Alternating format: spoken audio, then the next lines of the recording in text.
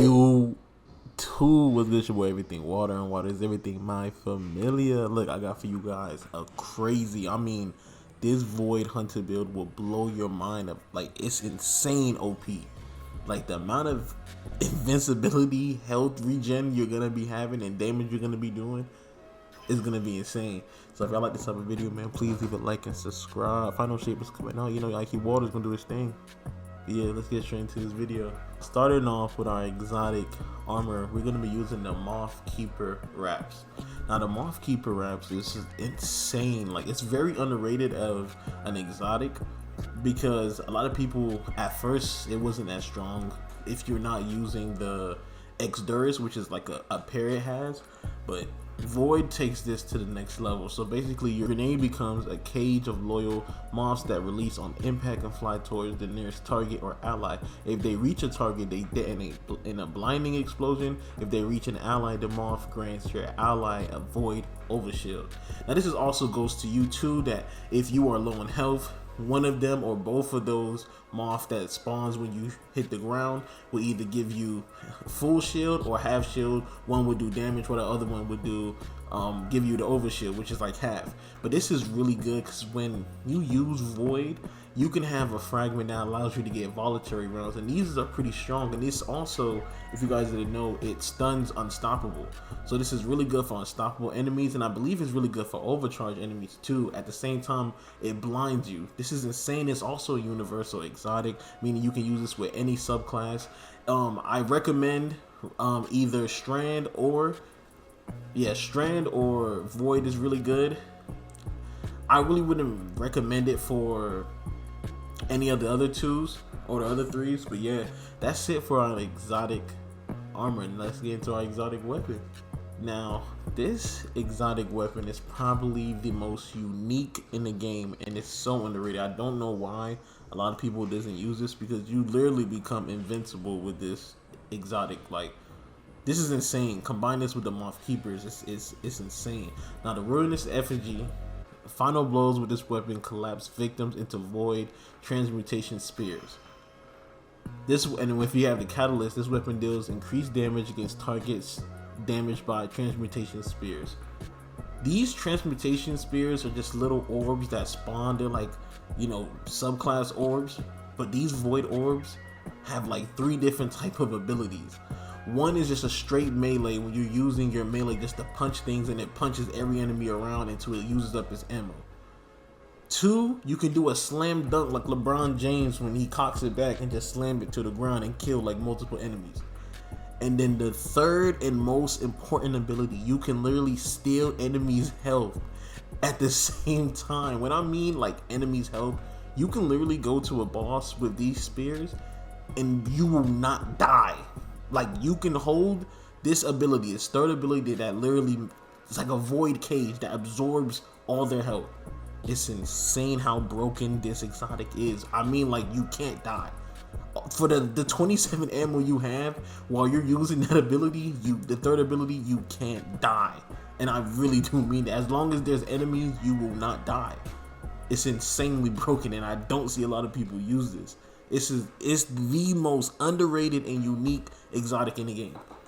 It's insane how broken this is. Like, it really might need a nerf. It's that broken. Obviously, it might not be good in end game because it's like the damage falls off, but once you make that final blow, you get that orb. It's insane. I'm yapping because this exotic needs to be recognized more. But yeah, that's it for our exotic weapon and armor. Now we're gonna be getting to our build. Let's get it. Alright, starting off with our build, I'm going to be using Shadow Shot Deadfall. Honestly, you can go with Mobius Quiver because it just gives you more damage. I just like how Tether lasts longer and it weakens enemy because it's lasting longer than Mobius Quiver, but Mobius Quiver does give you that extra damage. Now we're going to be using Gambler's Dodge for our abilities. We want to be able to reload our melee, the Snare Bomb. And for our grenade, it doesn't really matter because we got the Mothkeepers, but so that really doesn't matter because the Mothkeepers takes your grenade slot, if you didn't know.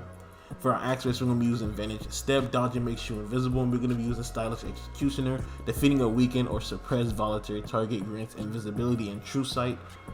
It's insane because you have two different ways to go invisible. You throw your weakened enemy, kill him, boom, invisibility. You throw a suppressed, which, well, it doesn't really matter your grenade. So, but normally when you throw your suppressed grenade, you will get that invisibility too after the damage. But we got the Mothkeepers, and that probably still applies, which is crazy.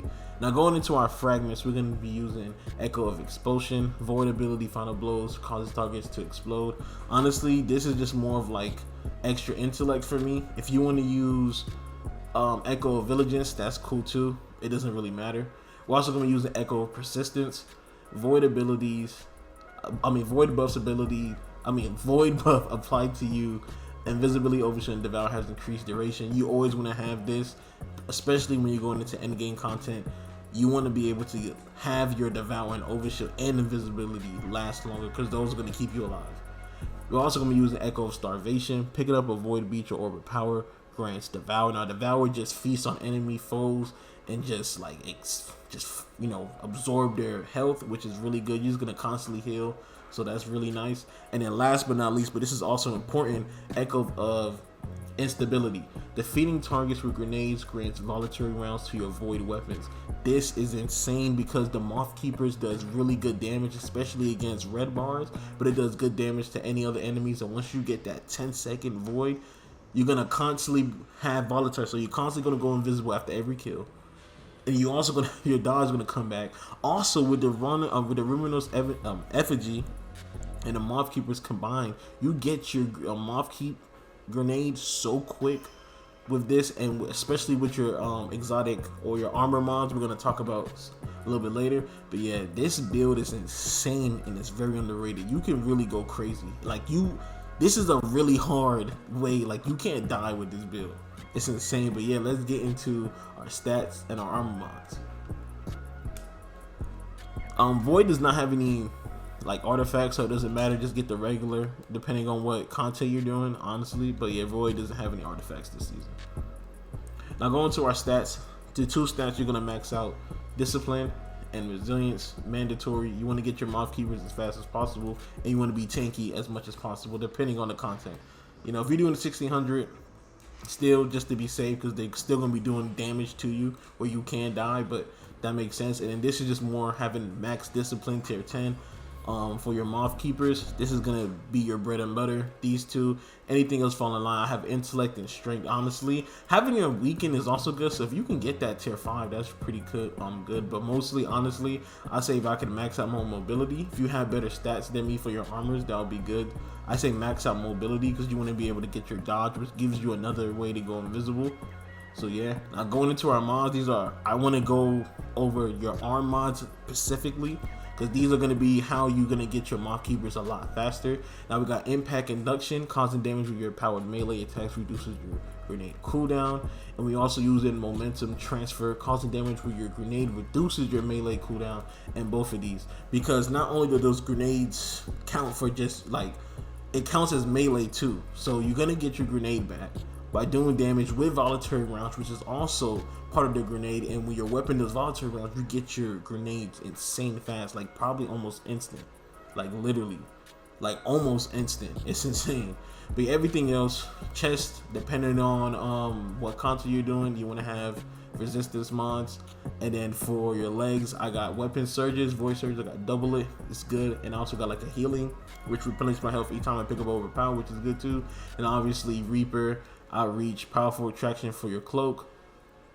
And I'm also using void weapon final blow orbs, so you want to use this. And I'm also using special armor finder, because our main weapon we're going to be using honestly is our Ruinous energy. But honest truth, I was going double special like how you used to, because trace rifles are really good when it comes to double special, but it's not as good as it used to. So any other weapon you want to use, I'm using the buzzard and the hothead. If you have the Apex Predator at enhanced, use that.